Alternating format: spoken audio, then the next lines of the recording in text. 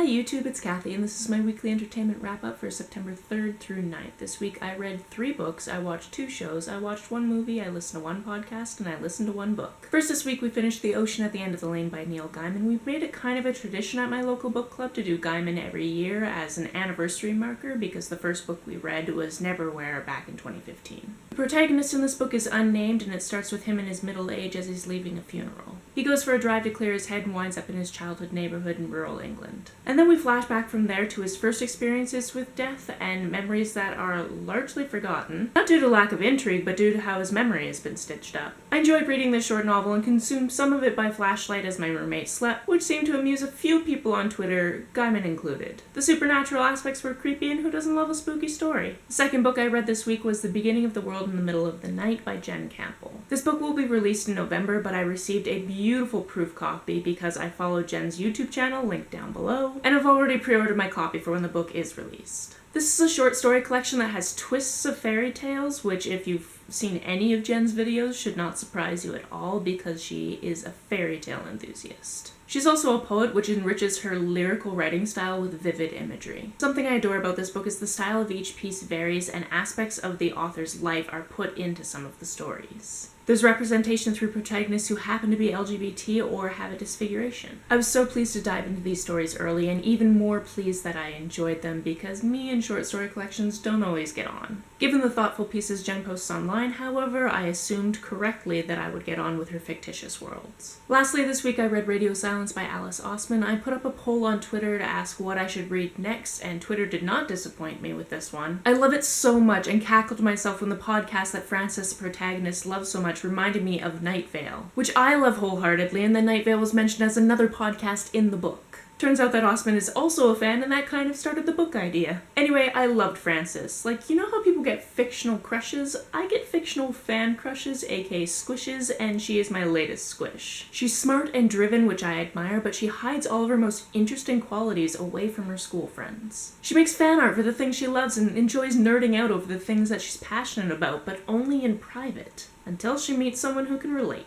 It turns out he relates pretty hard, and that's what makes this story very interesting. Something I thought was absolutely delightful is there's a very short chapter near the beginning of this new friendship that talks about the heteronormative equation in books where she's a girl and he's a boy. So she assumes we know where this is going. But this book is not about that. She flat out states that that is not going to happen, and this book is about friendship. That was so freaking refreshing. Add to that Frances is biracial as well as bisexual, and there's gay and ace representation, and there's a whole lot of nerdy leggings. And you have a book that I am frankly surprised I hadn't heard of earlier. I bought this book on a whim because of the cover during Booktubeathon, and I am so glad I did. This week in Downton Abbey, I was gonna say nobody died, but a minor character that we either never saw before or saw very briefly did die. We did, however, get a person of color in the form of the incredibly gorgeous Mr. Ross. I'd been really disappointed in the first season when we were told that Mr. Pamuk was visiting from India and he showed up looking like this.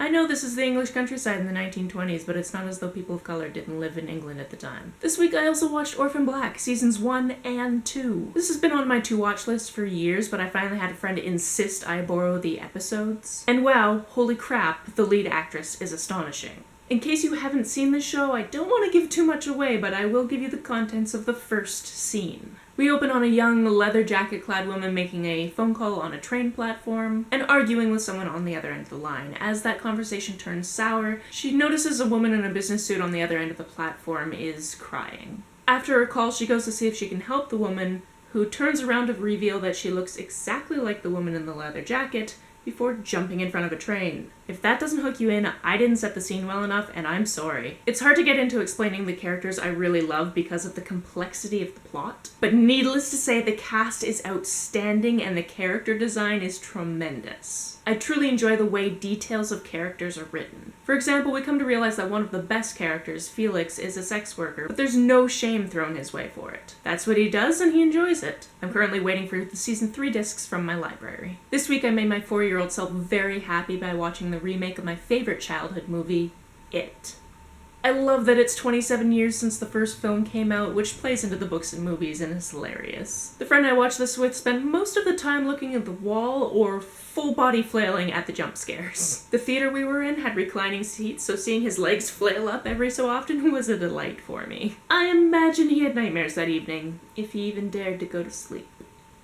In all seriousness, I really enjoyed this adaptation. They updated the timeline so it took place in the 80s instead of the 50s. So it was fun to see all the random 80s pop culture in the background. The casting was fantastic and I'd never heard of any of them except for that one kid from Stranger Things. Nothing will ever take away the iconic performance of Tim Curry as Pennywise. But Bill Skarsgård managed to take this role and make it his own. I sit in anticipation for the next chapter because unlike the previous movie, this one didn't try to shove an 1134-page book into one film. I'm excited to see the cast of 27 years later.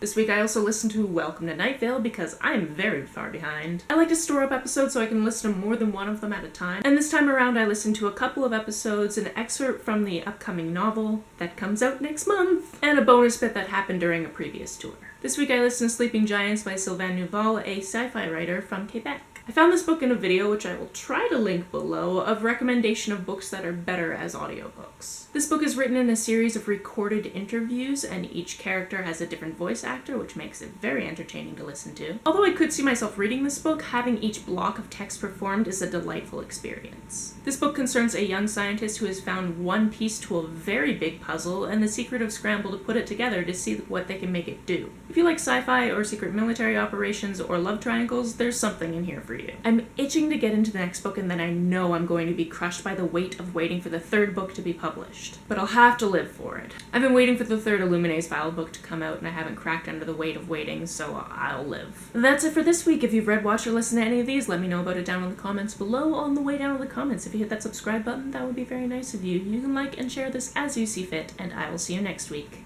Bye!